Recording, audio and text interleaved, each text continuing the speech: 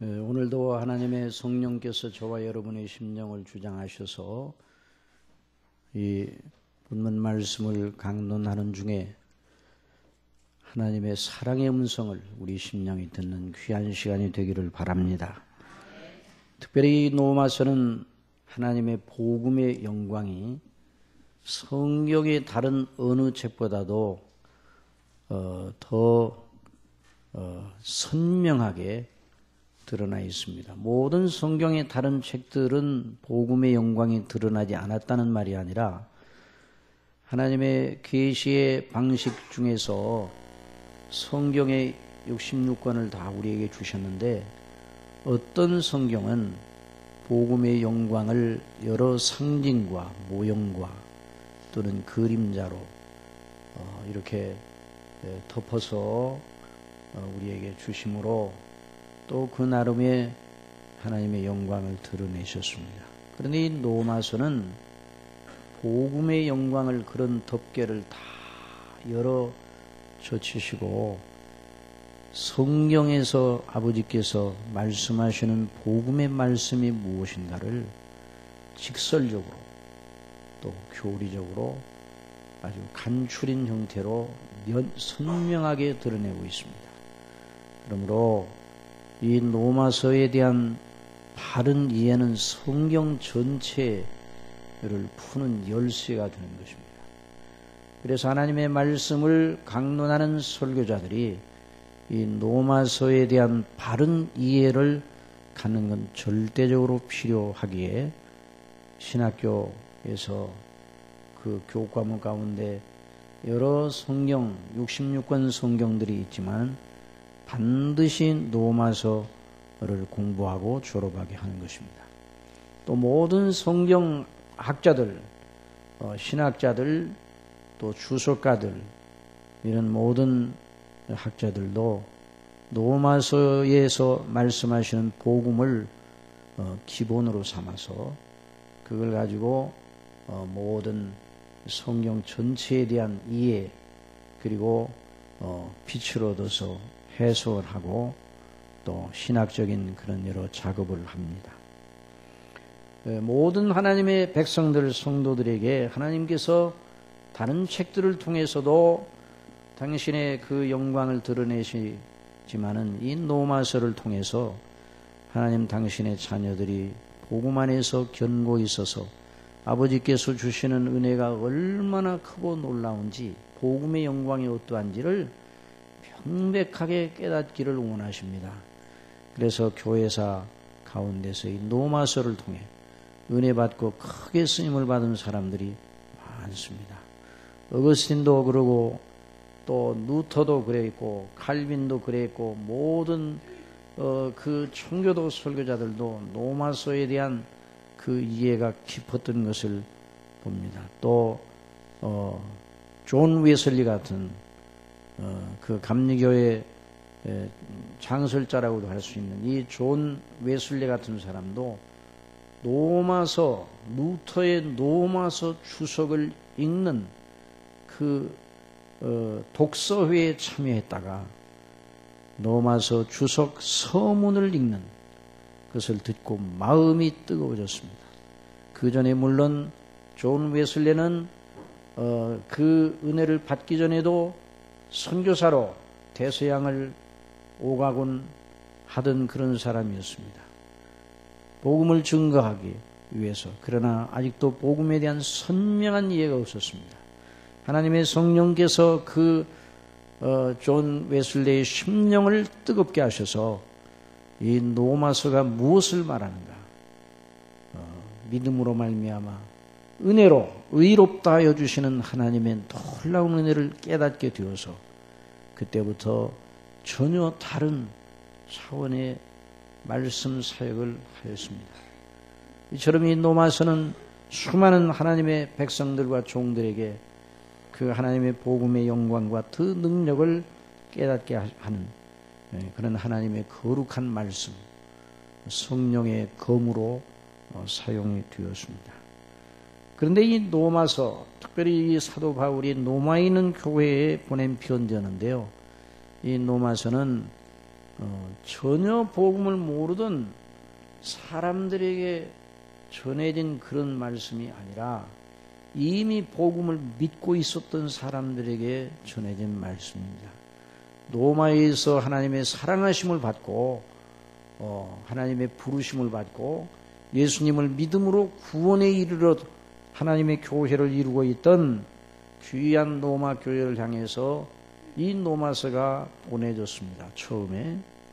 그러니 이 로마서는 전혀 복음을 모르는 사람들에게 증거된 것이 아니라 예수 그리스도를 믿고 복음을 알고 있는 사람들에게 증거된 것입니다. 그래서 이 로마서를 우리 모든 하나님의 백성들, 자녀들이 자주 읽고 들어야 합니다. 그래서 오늘 이 로마서 5장 부분을 강론하면서 우리 하나님의 거룩한 은혜를 기대하면서 또 반드시 주실 줄 믿습니다. 그래서 이 로마서 5장에 나타난 하나님의 거룩하신 사랑, 우리 하나님의 자녀들이 어떤 영광의 소망을 가지고 있는가, 어떤 하나님의 정하신 뜻에 따라서 어떤 목적에 이르게 될 것인가 분명하게 이 로마서 5장에서 증거를 하고 있습니다. 정말 이 놀라운 은혜의 말씀이 우리 심령 속에 들리기 시작할 때 우리의 영적인 새벽이 열렸다, 그렇게 말할 수 있어요. 그래서 오늘 본문은 그리스도 예수님을 믿음으로 말미암아 하나님 아버지께 의롭다 하심을 입은 하나님의 자녀들의 행복과 영광에 대해서 말하고 있습니다. 그래서 오늘 본문을 한번 보십시다. 그러므로 우리가 믿음으로 의롭다 하심을 얻었은즉 우리 주 예수 그리스도로 말미암아 하나님으로 더불어 화평을 누리자. 우리 2절 말씀 다 같이 한번 읽어봅시다. 시작. 또한 그로 말미암아 우리가 믿음으로 서 있는 이 은혜에 들어감을 얻었으며 하나님의 영광을 바라고 즐거워하느니라. 하나님의 영광을 바라고 즐거워하느니라.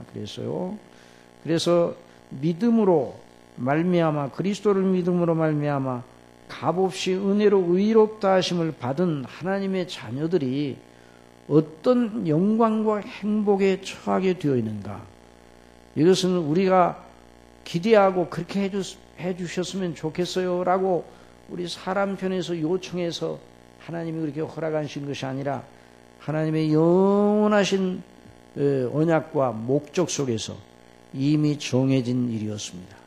그래서 예수 그리스도를 믿음으로 말미암아 구원받은 모든 사람들에게 마땅히 주어지게 하나님이 정해 놓으신 것입니다.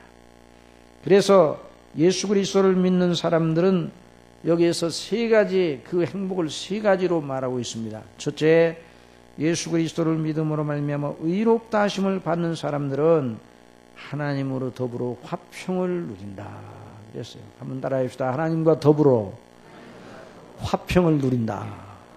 이것이 그리스도인들, 하나님의 자녀들, 저와 여러분의 행복입니다.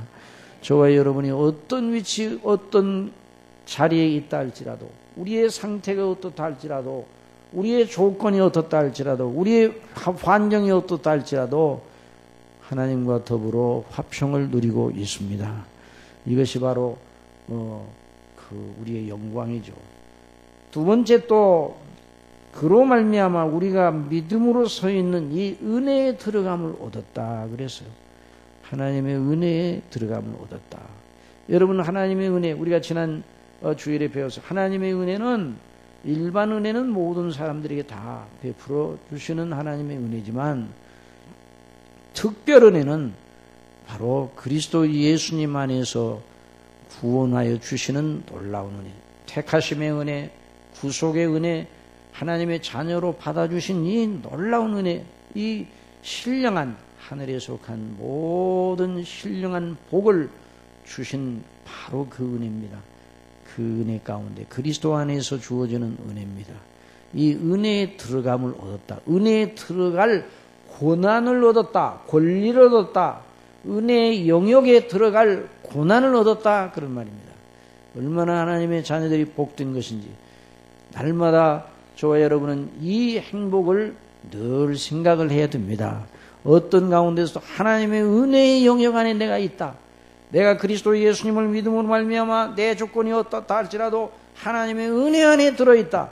그러므로 이 세상에 이 살아가면서 삶의 여러 가지 굴곡 속에서 이 모양 저 모양으로 어렵고 힘들 때가 많지만 그럼에도 불구하고 우리가 잊어서는 안 되는 것. 우리는 은혜의 영역 안에서 그런 일을 당하고 있는 겁니다. 은혜의 땅에서 그런 일을 당하고 있는 겁니다. 우리가 넘어져도 은혜의 땅에서 우리가 넘어져 있는 겁니다. 그러니 우리는 절대로 영원히 망할 수가 없습니다. 넘어져도 아주 엎드러지지 못합니다. 왜냐하면 은혜의 영역 안에 있기 때문입니다. 그리고 세 번째로 그 은혜에 들어감을 얻었으며 하나님의 영광을 바라고 즐거워하느니라. 하나님의 영광을 바라고 즐거워하느니라. 이 그리스도인의 극치예요. 그리스도인의 행복의 극치입니다. 하나님의 영광을 바라고 즐거워하느니라. 죄로 말미암아 상실되었던 하나님의 영광을 회복하고 그 영광을 바라고 즐거워한다. 그런 말씀이었어요. 그런 예수님 믿는 것이 얼마나 복되고 영광스럽습니까? 여기 성경에 있는 그대로 우리가 받아들여야 돼요. 여러분 성경은 디스카운트 하면 안 돼요. 많은 사람들이 현대 정신과 어우러져 가지고 성경을 자꾸만 디스카운트, 가격 깎는 것처럼, 값을 깎는 것처럼 디스카운트를 해서 우리 것으로 만들려고 그래요. 그럴 필요가 없습니다. 성경의 값어치는 그대로 받아들여야 됩니다. 성경의 말씀은 그대로 받아들여야 돼요. 절대로 할인해서는 안 돼요. 성경의 그 가치를 내려뜨려서는 안 돼요. 성경이 말하는 그대로 받아들여야 됩니다. 하나님의 영광을 바라고 즐거워하느니라. 하나님의 영광의 소망 때문에 즐거워한다고 그랬어요. 이 즐거움은 세상의 조건이 좋아져서 좋은 어떤 일이 일어나서 내게 여러 가지 모든 일들이 잘 풀려나가서 일어나는 이런 즐거움, 그와 같은 즐거움이 아니라 하나님께서 우리에게 약속하신 영광의 소망을 바라보고 즐거워하는 거예요. 즐거워하는 거예요. 우리 예수님께서 십자가를 지실 때 즐거움으로 고통 가운데서 즐거움을 가지고 지셨는데, 왜냐하면 십자가를 깨우치 아니하시고 십자가의 부끄러움을 깨우치 아니하시고 왜? 그 앞에 있는 즐거움을 바라보고 그 앞에 있는 영광의 소망을 바라보고 모든 일을 감당하시고 영광의 소망 가운데, 하나님의 영광의 소망 가운데 즐거워하며, 그래서 환난 중에도 그 즐거움이 상실되지 않는다고 그랬어요. 환난 중에도 즐거워하나니. 아무튼 환난 중에도 즐거워하나니. 환난을 즐거워한다는 말은 아닙니다. 물론 환난을 즐거워하는 사람은 그건 있을 수가 없어요. 그건 성경은 그런 걸 말하지 않습니다. 고난과 환난 자체를 즐거워하라 그렇게 말씀하신 적이 없어요. 그러나 고난 중에도 환난 중에도 즐거워합니다. 왜? 영광의 소망 때문입니다. 하나님의 영광에 우리에게 주어진, 우리에게 반드시 우리 것에 우리 현실이 될 하나님의 영광의 소망을 바라보고 즐거워한다, 그런 말씀을 했어요. 그리고 그 영광 중에 있는 그 영광의 소망을 바라보는 사람이 하나님과 더불어 화평했죠. 하나님의 은혜에 들어감을 얻었죠. 그러므로 그 영광 중에 있는 사람이 이 세상을 살아갈 때 여러 가지 환난을 당한데, 환난 가운데 왜 즐거워해야 되느니, 환난이 우리를 부서뜨리고 우리를 고장나게 하고 우리를 못쓰게 만들고 우리를 아무짝에도 쓸모없이 만드는 것이 아니라 하나님께서 은혜로 그때그때마다 은혜를 주셔서 우리 인격을 하나님이 기뻐하시는 인내하는 인격으로 만들어 주십니다. 그래서 환난은 인내를 위해서 인내하는, 그리고 그 인내하는 가운데 우리 인격이 연단이 됩니다. 그 연단은 어느 쪽으로 가는 연단입니까? 하나님께서 우리에게 약속하신 영광의 소망을 이루어가는 그 모든 주춧돌이 되는 겁니다. 그래서 환난이 우리를 부서뜨리고 우리를 못쓰게 만들고 가루로 만들고 그래가지고 우리를 아무짝에도 쓸모없는 그런 사람으로 만들지 아니하고 하나님의 계획에 따라서 하나님이 기뻐하시는 그 그리스도의 형상을 향하여 하나님의 영광을 향하여 나아가게 한다, 그런 말씀입니다. 그래서 이것이 그리스도인의 행복입니다. 그러니까 우리 그리스도인의 행복을 자꾸만 우리의 피부에 와닿는 문제, 또 우리 조건, 우리의 삶의 조건, 이런 것에서 찾으려고 그러면 그건 정말 안 되는 거예요. 여러분은 아침마다 우리 종안신문이 오지 않습니까? 아침마다 종안신문이 오고 또 TV나 라디오에서 또 시간마다 그 시간마다 뉴스를 전합니다. 세상에 일어나는 일, 또 우리와 직간접적으로 다 연관되는 일들에 대해서 말하는데 전부 다 그 뉴스, 새 소식들이 우리를 침울하게 만듭니다. 우리를 걱정스럽게 만듭니다. 우리를 고통하게 만듭니다. 여러분, 그래서 그것만 의존하면서 세상에 살아가면요 항상 우울할 수밖에 없어요. 그러나 그럼에도 불구하고, 아무도 할 때 그럼에도 불구하고, 그럴지라도 우리가 그리스도 예수님 안에는 영광의 소망, 하나님의 영광의 소망을 바라고 즐거워해야 됩니다. 그래서 이것이 바로 그리스도인의 기쁨입니다. 그러니까 믿음은 이 우리 육체의 본성과는 다른 거예요. 이 모든 일을 누가 주장하시는가? 성령님께서 주장하시는 거예요. 그래서 오늘 이 말씀을 이제 좀 더 또 이제 본문을 따라서 생각을 해 봅시다. 자, 그래서 하나님의 놀라운 은혜 속에서, 자, 여기 5장 1절에 보면, 그러므로 우리가 믿음으로 의롭다 하심을 얻었은즉, 자, 이 놀라운 복음의 핵심, 믿음으로 말미암아 의롭다 하심을 얻는다는 것이 복음의 가장 중추적인 핵심입니다. 이것이 저와 여러분의 영원한 반석입니다. 이 놀라운 은혜 때문에 저와 여러분이 망하지 않습니다. 이것을 기초로 하여 하나님께서 저와 여러분을 다루시는 거예요. 그래서 이건 자주 강조되어야 돼요. 그런데 오늘날 이 신학계에서 말이에요, 전 세계 신학계에서 믿음으로 말미암아 의롭다 하심을 주시는 하나님의 구원의 방식에 대하여 이 의의를 달고 이상하게 해석하는 이런 사람들이 너무 많습니다. 오늘 시중에 나와 있는 책들 가운데도 이 믿음으로 말미암아 의롭다함을 주시는, 우리를 그리스도 예수님 안에서 구원하여 주시는 하나님의 놀라우신 은혜의 방식을 다 틀어놓고 이상하게 만들어 놓고 거기다 다른 걸 덧붙이고 또 빼고, 그래서 이걸 다 해틀어 버려요. 그러나 로이즈님 목사님은 그 노마세 강해나 에베소서 강해서에서 여러 번 강조했지만 그건 아주 당연히 있어야 할 일로 생각하라고 그랬어요. 왜냐하면 복음의 가장 중요한 요점, 그것이 흐트러지면 복음이 아니거든요. 그러니까 마귀가, 사단이 그걸 흐트려 버려서 사람들로 하여금 그 진리에 서지 못하게 하려고 가진 작용을 다 할 것이라는 거예요. 마귀의 관계가 있기 때문에 마귀는 학자들을 통해서도 일하는 거예요. 이 세상의 지혜를 통해서. 그렇기 때문에 오늘 이 시대 속에서 믿음으로 말미암아 의롭다 하심을 받는다는 이 진리에 대해 자주 교회가 증거해야 돼요. 여러분이 자주 생각해야 돼요. 나 같은 자를 그리스도 예수님 안에서 의롭다 하셨다니, 나 같은 자를 그리스도 예수님 안에서 죄밖에 없는 나를 의롭다고 나를 선포해 주셨다니, 이 감격 속에 언제나 깨어 있어야 됩니다.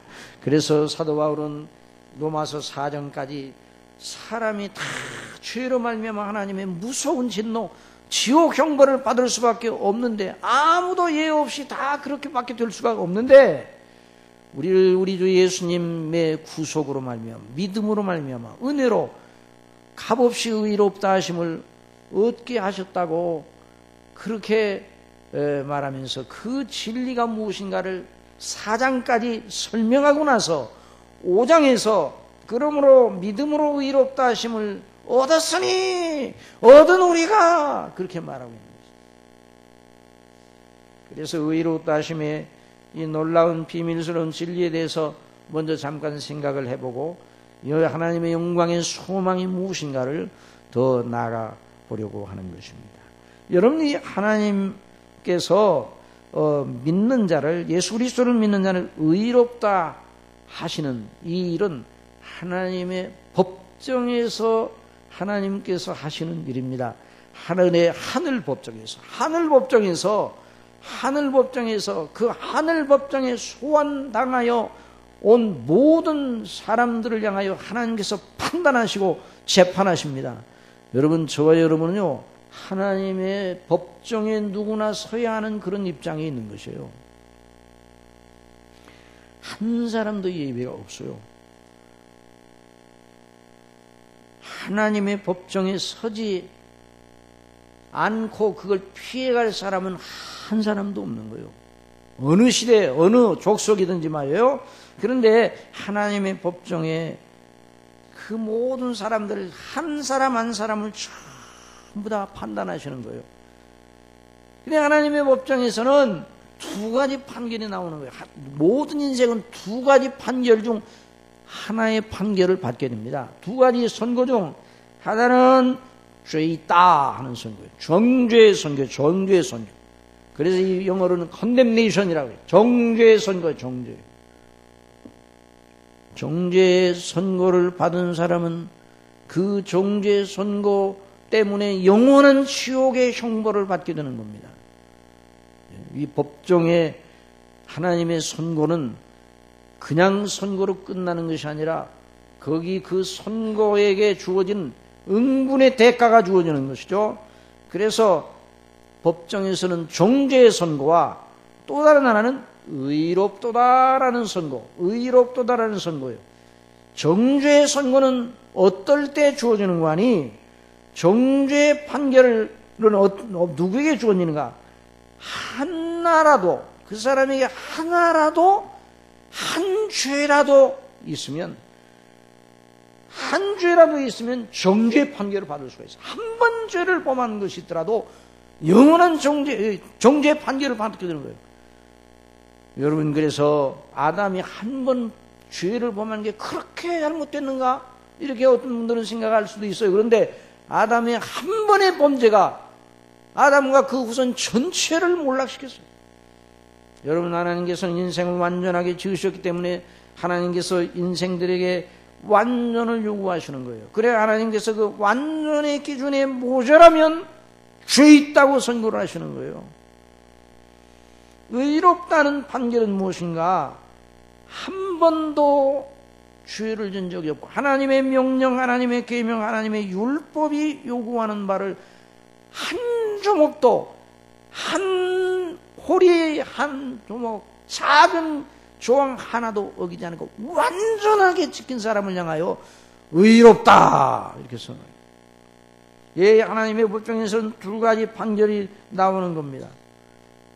의롭다 하는 선고를 받은 사람이 영화롭습니다. 의롭다 하는 선고를 받은 사람이 영생을 얻습니다. 사랑하시는 여러분, 여러분은 어떤 선고를 받았습니까? 여러분이 하나님의 법정에서는 아무도 속일 수가 없습니다. 그래서 하나님 앞에 나간 모든 사람들이 다 하나님 앞에 직고할 수밖에 없어요. 각인이 하나님 앞에 직고하리라. 저희가 산 자와 죽은 자 심판하기를 예비하신 자에게 직고하리라. 그래서 사람들이 직고하면 한번 따라해서 직고. 직고라는 건 있는 사실 그대로 다 부은다는 거예요. 거짓 없이 다 토해내 부는 것을 말하는 것이에요. 하나님의 법정에 서면 어느 사람도 숨길 수가 없습니다. 그래서 시편 139편 기자는 여호와여 주께서 나를 감찰하시고 하셨나이다. 주께서 나의 앉고 일어섬을 하시며 멀리서도 나의 생각을 통촉하시며 나의 길과 눕는 것을 감찰하시며 나의 모든 행위를 익히 하시오니 여호와여 내 혀의 말을 알지 못하시는 것이 하나도 없으십니다. 여러분, 저와 여러분이 말 한 번 한 그것만 가지고도 저와 여러분을 영원한 영벌에 던지실 수가 있어요.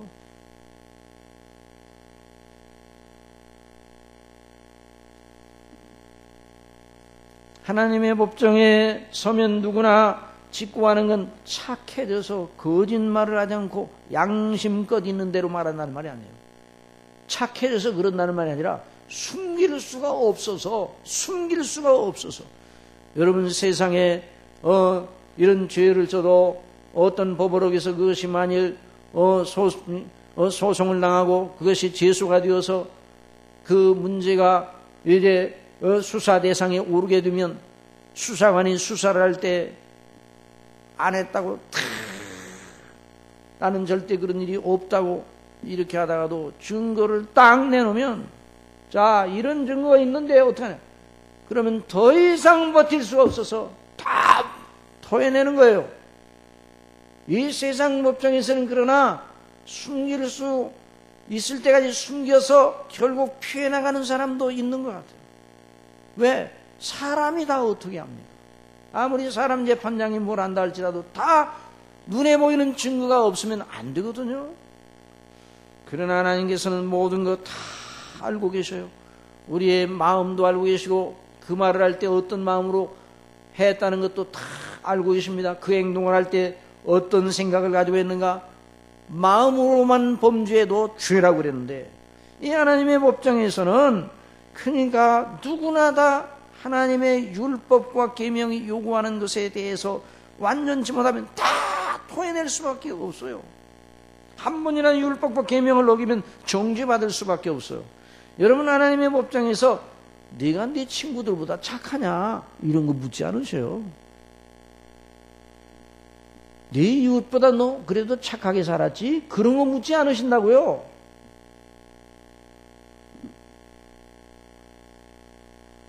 네가 하나님의 계명을 완전히 다 지켰느냐 이것만 물어보시는 거예요.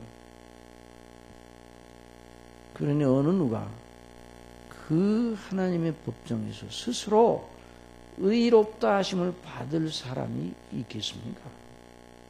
다 죄인이에요. 저와 여러분은 다 하나님 앞에 죄인입니다. 그래서 모든 사람이 자력으로 스스로 하나님 앞에 어떤 판결을 받을 것인가를 미리 다 성경에 써놓았어요. 미리 다 어떤 판결을 받을 것인가 다 써놨어요. 의인은 없나니 하나도 없도다. 이것저것 기대하고 따지고 뭐 내가 이 정도 했으니까 하나님이 나 봐주지 않으실까? 나를 하나님께서 그래도 다른 사람보다는 착하게 했으니까 하나님께서 나에게 그래도 복을 주시지 않을까? 이런 기대를 할 필요가 없어요. 의인은 없나니 하나도 없도다 그랬어요. 모든 사람이 죄를 범하였으며 하나님의 영광에 이르지 못하더니 어떤 사람도 스스로 이 범죄에서 벗어날 수가 없습니다. 저나 여러분이나 마찬가지예요. 어떤 분이 참으로 착하고 자비롭고 의로 보입니까? 여러분이 보는 어떤 분이? 그건 우리 사람이 볼 때 그렇지 하나님이 보실 때는 다 하나님 앞에 더러운 옷과 같은 것이에요. 우리의 의라는 것입니다. 하나님의 영광에 이르지 못하였어요. 다 범죄하여. 하나님의 영광에 이르지 못한다는 건 하나님의 인정을 받지 못했다는 겁니다. 자신의 의나 행함으로 저와 여러분이 하나님 앞에 어떤 것을 행한다 할지라도 평생 하나님의 교회를 다니며 헌신하였다 할지라도 그것이 공덕이 되어 하나님 앞에 나가서 나를 지켜주고 가리워주겠지 이런 생각을 하면 안 돼요. 이런 생각을 하고 있다면 아직도 그 사람은 자기가 얼마나 죄인이라는 걸 몰라요. 율법이 뭘 요구하는가, 하나님의 법정이 어떤 성격을 가지고 있는가를 아직도 모르는 거예요.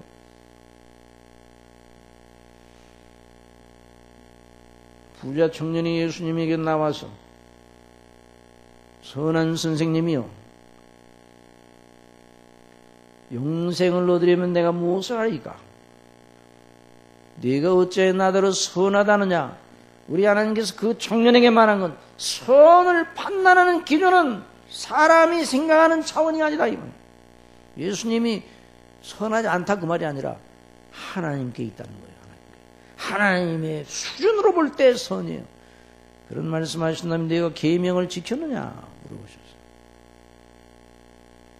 법정에서 마치 물으시는 것처럼 제가 어릴 때부터 다 계명을 지켰나이다. 그러나 우리 예수님께서 그러면 내가 한 가지 부족한 것이 있구나.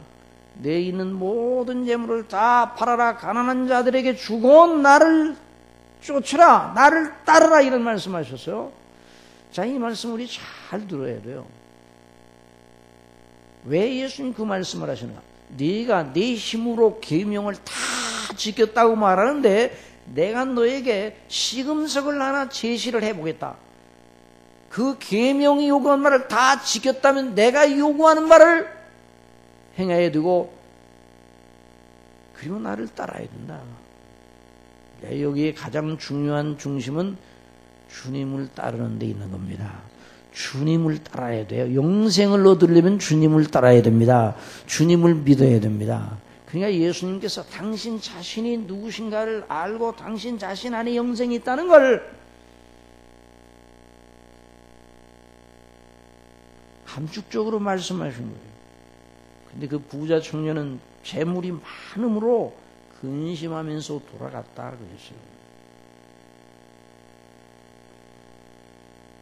그러면 우리 예수님께서 너에게 말하는 약대가 바늘귀로 들어가는 것이 부자가 하나님의 나라에 들어가기보다 더 쉬우니라 이런 말씀을 하시니까 제자들이 그 말씀을 듣고 너무 놀라가지고 그러면 누가 구원을 얻을 수 있겠습니까? 부자들만에 대해서 말씀하지 않는다는 예수 제자들은 알고 있었어요. 어느 인생도 그러면 아무도 구원받을 자가 없네요. 예수님의 대답입니다. 사람으로는 할 수 없으되 하나님으로는 하실 수 있느니라. 하나님으로 어떻게 하십니까? 그러니까 베드로가 주여 우리가 모든 것을 버리고 주를 쫓아 싸우니 그런지 우리가 무엇을 얻으리까? 우리 예수님께서 말씀하셨어요. 내가 진실로 너에게 이르노니 세상이 새롭게 되어 인자가 자기 영광의 보좌에 앉게 될 때에 나를 쫓는 너희도 12 보좌에 앉아 이스라엘 12지파를 심판하냐. 그러면서 예수님이 나의 이름을 위하여, 아무튼 내 이름을 위하여, 주님을 믿는 믿음을 위하여 그 말이에요. 내 이름을 위하여 집이나 형제나 자매나 부모나 자식이나 전토를 벌인 자마다 여러 배로 받고 또 영생을 상속하리라. 그러니까 예수 그리스도를 믿는 믿음에 그게 핵심입니다. 그걸 늘 강조하셨어요. 성경 전체는 어디를 열어도 예수 그리스도를 믿는데 우리의 소망이 있다고 가르치고 있습니다. 다른 데는 소망이 없어요. 다른 데는 흑암이에요. 그러나 예수 그리스도를 바라보면 거기서 생명의 빛이 나옵니다. 여러분 어떤 마음의 낙담이 올지라도 그때 바로 예수님을 바라보시기 바랍니다. 아주 모든 것이 다 잘 됩니다. 그때는 안 바라봐도 됩니까? 그때 안 바라보면 세상적으로는 부유해질지 모르지만 하나님께 대해서는 아주 비난한 자가 되고 영적인 눈이 가리워지는 거예요. 그러니까 예수님을 언제나 바라봐야 돼요. 저와 여러분의 생명의 관건은 예수님이십니다. 예수님이 바로 우리의 생명이죠. 나는 길이요 진리요 생명이 나로 말미암지 않고 아버지께로 올 자가 없다고 말씀하셨어요.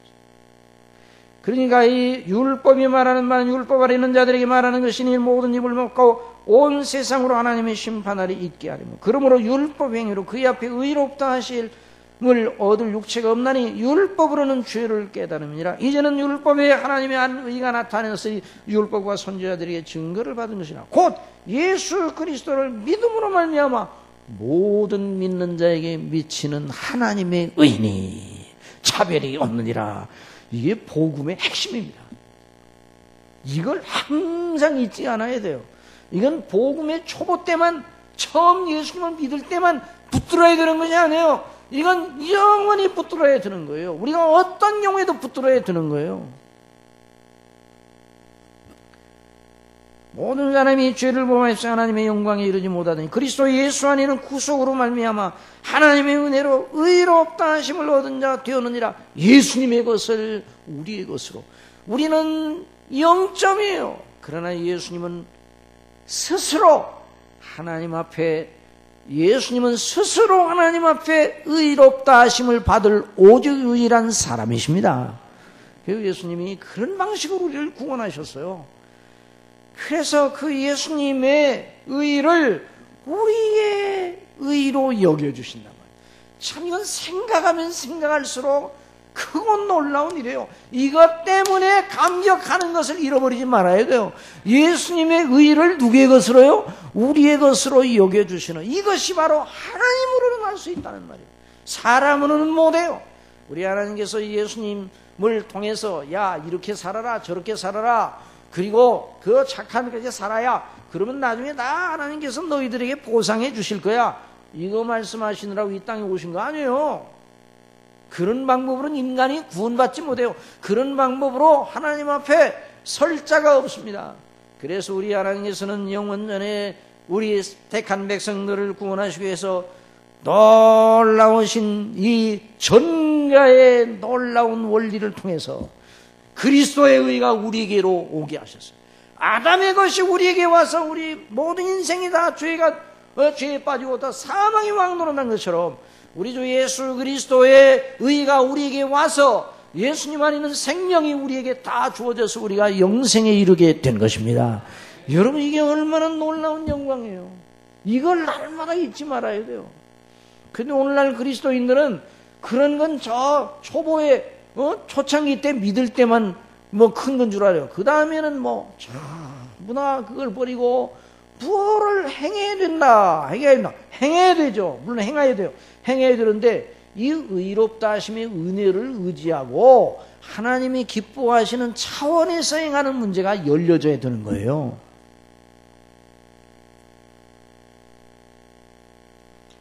아니, 하나님의 영광의 소망에 대해서 설교한다고 말씀을 해놓고 왜 의롭다 하심의 진리에 대해서 이렇게 자꾸만 강조를 하는가? 어떤 분은 그런 생각을 할지 몰라요. 그런데 하나님의 영광의 소망이 먼저가 아닙니다. 의롭다 하심을 받는 놀라운 은혜의 영광을 붙잡고 거기서부터 시작해야 하나님의 영광의 소망에 이르는 거예요. 열매를 먼저 구하면 되겠어요? 나무가 있어야지.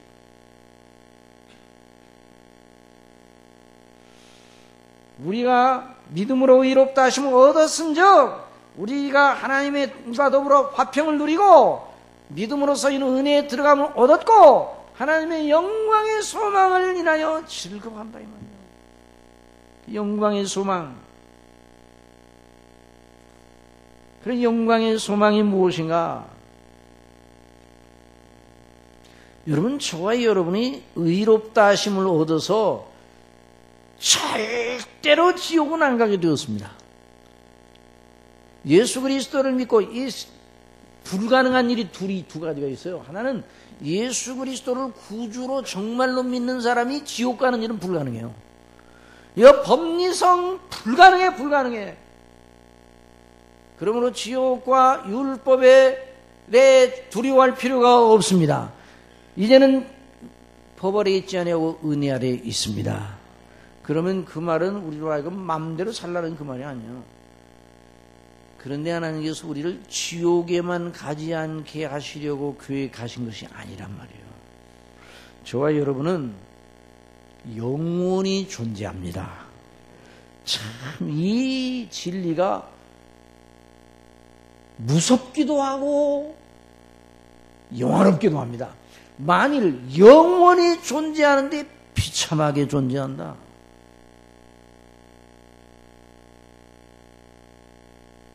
그러면 그 진리는 무서운 진리예요.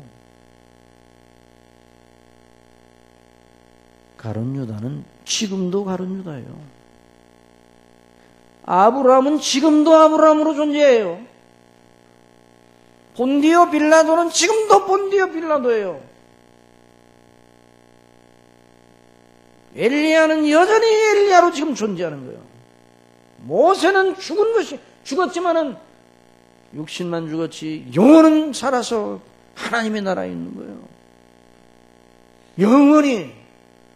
여러분, 영원히 어디서 있을 거예요? 영원한 현실. 이 문제가 보통 문제입니까?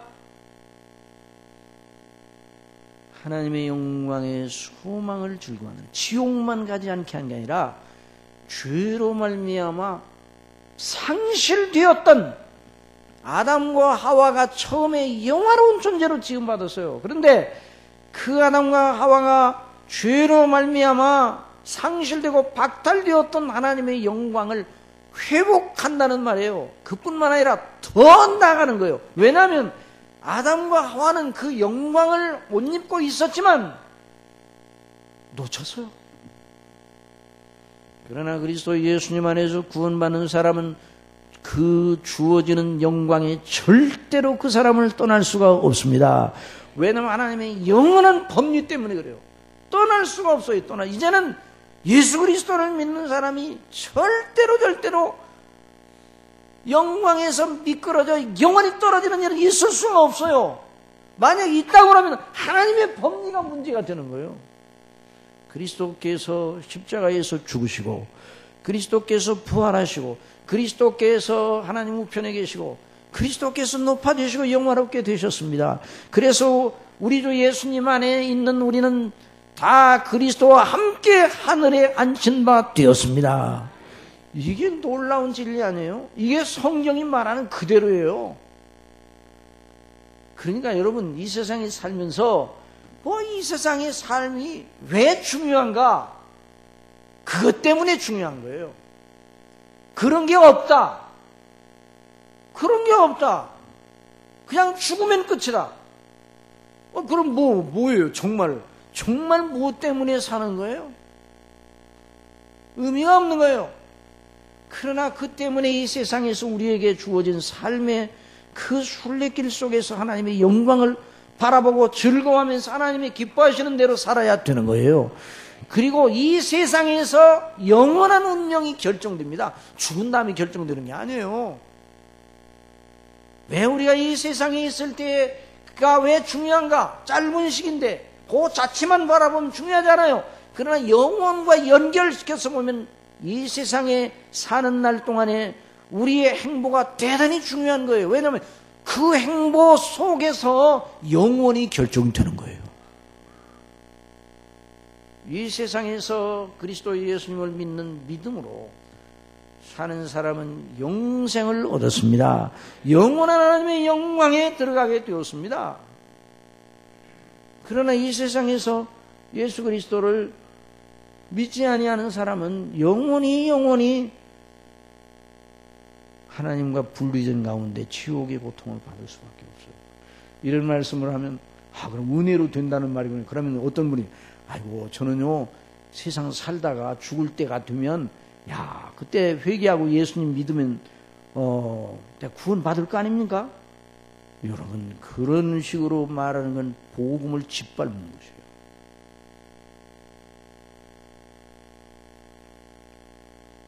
복음은 우리 사람의 편리대로 이렇게 저렇게 우리가 원하는 대로 이렇게 저렇게 만우리 여김을 받고 도용되고 그런 존재가 아니에요. 하나님의 거룩하신 선물입니다. 여러분 우리가 하나님의 거룩하신 은혜의 영광을 존중해야 돼요.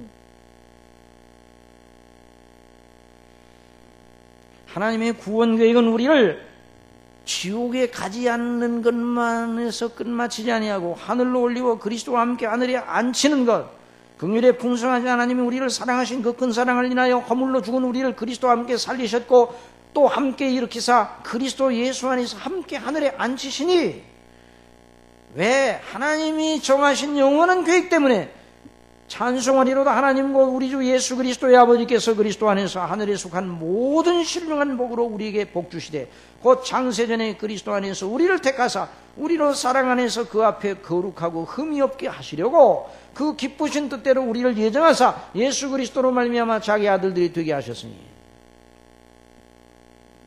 그러니 그리스도 안에 있는 하나님의 자녀들이 얼마나 큰 영예를 안고 있는가를 알아야 됩니다.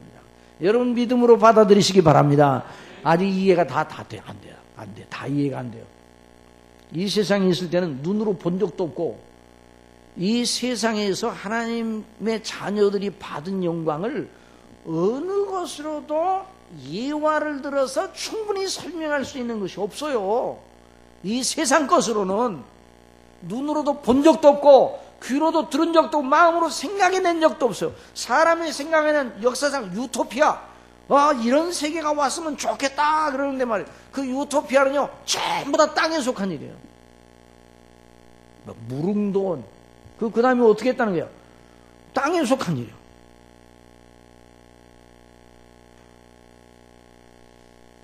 토마스 무가 유토피아, 땅에 속한 일이에요. 정치가들이 만들어낸 어떤 그 정말 지복의 세계, 전부 다 땅에 속한 일이에요. 하나님께서 하나님 나라 영광, 새 하늘과 새 땅, 의에 거하는 바 새 하늘과 새 땅. 놀라운 일이죠. 죄는 인생을 죽였어요. 하나님과의 관계를 단절시켰어요. 죽음은, 성경에서 말하는 죽음은 본원적으로 하나님과의 생명의 연결이 두절인 상태를 말하는 거예요. 사람이 소멸되지는 않으나 죽어있단 말이죠. 그래, 영적인 죽음은 활동을 안 한다는 걸 말하는 게 아니에요. 영적으로 죽어있는 영혼도 활동하는 거예요. 영적으로 죽어있는, 죽어서 지옥에 가 있는 그 영혼도 의식을 합니다. 뭘 의식하냐? 생생하게 이 땅에 있을 때보다 더 생생하게 뚜렷한 의식을 가지고 있는 거예요. 그런데 하나님과의 교제가 없습니다. 생명의 교제가 없습니다. 하나님께로부터 오는 물 한 방울의 은혜도 주어지지 않은 채로 존재하는 거예요. 그러니 그것이 정말 지옥인 거예요. 너무너무 고통스러운 거 아니에요? 여러분, 우리도 사람과 사람 사이에 아름다운 교제가, 참 아름답고 바른 교제가 있으면 그 시간 가는 줄 모르잖아요. 그 시간이 너무나 좋다. 정말 그 시간 어떻게 시간이 이렇게 지나, 그렇게 말하죠. 그런데 아주 쓸데없는 일을 하고 또 의미 없는 일을 하고, 그런데 시간은 지난다 그러면 그 시간을 보내는 게 너무너무 힘들잖아요. 그런데 하나님의 영광이 없이 영원토록 존재한다고 생각해 봐요. 그게 얼마나 고통스러워요. 거기서 도저히 나는 싫다 그래서 거기서 나는 존재 자체를 나는 없애버리겠다. 그래도 안 되는 겁니다. 구더기 한 마리도 거기는 타서 없어지지 않습니다. 여러분, 이런 말씀 들으면요, 우리가 아찔아찔한 거예요. 우리가 예수님 믿고 구원받은 것이 너무너무 영광스럽습니다. 그래서 예수님을 안 믿고 이 예수님을 안 믿었다면 어떻게 할 뻔했는가? 그래서 우리가 그리스도의 형상을 본받고 죄가 우리를 망가뜨렸던 그 모든 거 다 회복이 되는 거예요. 왜? 우리가 다 회복이 되는 거예요. 영혼이 다, 우리의 생각과 우리의 그 인격이 다 망가져졌잖아요. 죄 때문에 오염되었잖아요.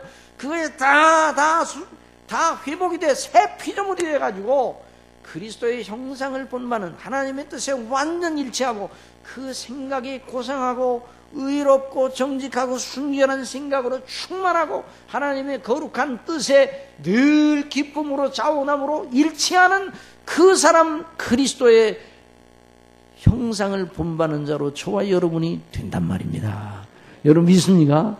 이게 바로, 그래서 하나님과 교제하는 것이 너무 영화로운 것이에요. 이 땅에 있을 때는 우리의 본성이 아직도 남아있기 때문에 하나님께 교제하고 예배 드린다 할지라도 한편으로 은혜를 받으면서도 한편으로는 힘이 들어요. 아이고, 빨리 끝냈으면 좋겠다. 하도 힘이 드니까.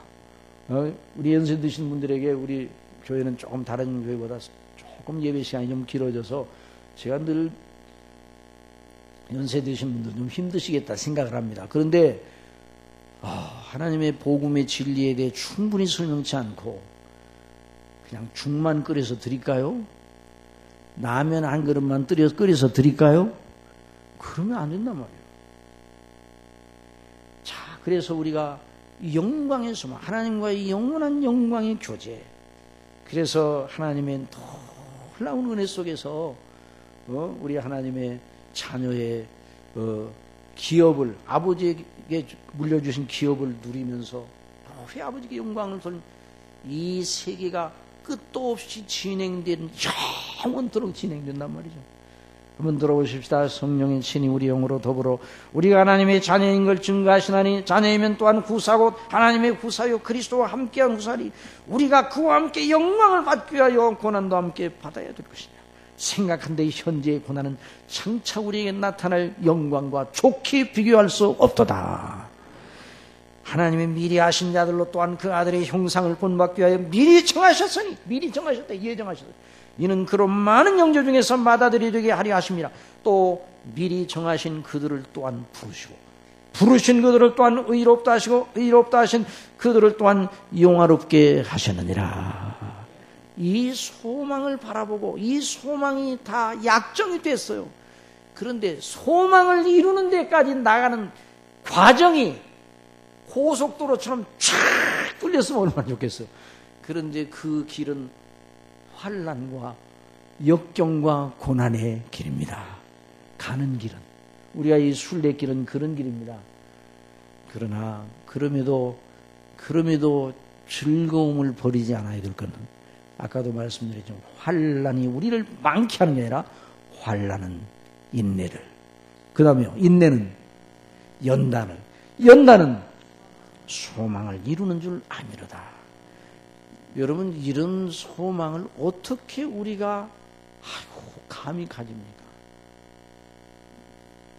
술람미 여인이요, 이제 시간이 많이 갔지만 술람미 여인이 솔로몬을 바라보기라도 하기가 어려운 신분이었어요.